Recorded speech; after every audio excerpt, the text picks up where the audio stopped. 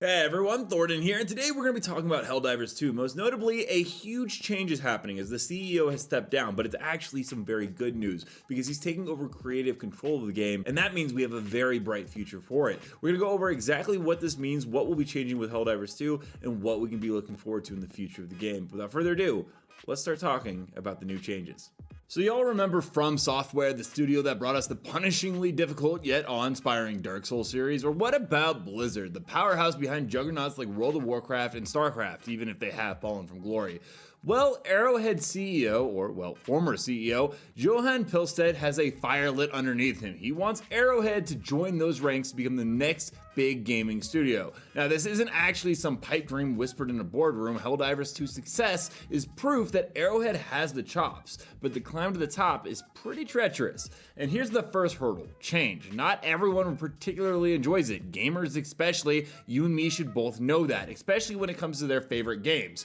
Some players might look at Arrowhead's lofty ambitions and say, hey, I just wanted to rain down hellfire and some alien scum with my buddies, not get another Dark Souls experience. Then there's the sheer scale of things. Managing a massive, passionate community of gamers is a whole different beast compared to the more intimate following of a niche title. But Arrowhead isn't afraid to get its hands dirty. They've built their success on a philosophy that some might call unconventional, creating unpopular games, as they say. These aren't titles that aim for mass appeal, but rather experiences crafted with distinct visions, one that resonate deeply with a dedicated player base. Helldivers 2 has a unique approach with its teamwork on a galactic scale with all players involved, brutal difficulty at level 9, and a dash of self-deprecating humor with the satire of Starship Troopers. And it perfectly exemplifies this approach. There aren't many games like this one. It's a game that might not be for everyone, but for those who get it, it's pure chaotic joy. And I mean, they did sell 12 million copies, so it seems like a lot of people do enjoy it. But the question is, how are they going to go ahead and navigate this potential minefield of player sentiment? Well, it's pretty simple: by building a community unlike any other, one where open communication is the lifeblood and collaboration is the key to victory.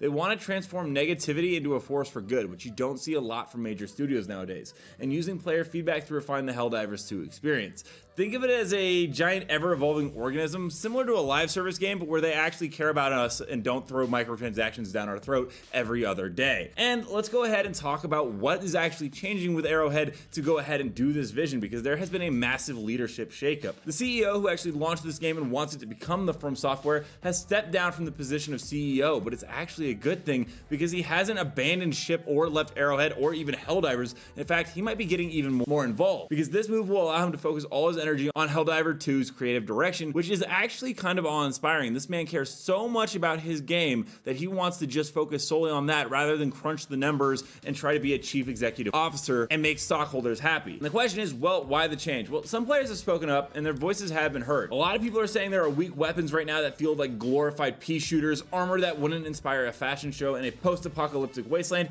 and missions that get repetitive faster than last week's news, which I probably covered and you're already like, I've heard this before. These are the issues that Johan wants to address. And the message is clear: Arrowhead is listening. This is a fantastic studio at this point who continues to evolve with the massive success that they've got. And they're not afraid to admit their mistakes, and they're dedicated to making Helldivers 2 the best damn game it can be. And with Johan's continued creative leadership and the unwavering commitment of the entire development team, Helldivers 2 will probably go down as a legendary game if they can continue the success that they've already started. It could be the bridge between the niche success of the past and smaller studios and what ends up becoming AAA studios later on down the line. It'll be interesting to see how the CEO moving over to the director's position impacts future content of the game, but I can only imagine that it's going to be very, very good for us as gamers and enjoyers of this universe. Let me know down below, what are your guys' thoughts on Johan stepping down as CEO and taking a more creative control decision? Do you think that it will work overall well in the future of Helldivers 2, or do you think that he should have stayed where he is? Also, don't forget to check out these videos right here where I cover more information on the finals, Helldivers 2, and XDefiant and more. And until next time, everyone, thanks for stopping by. I'll see you in the next video.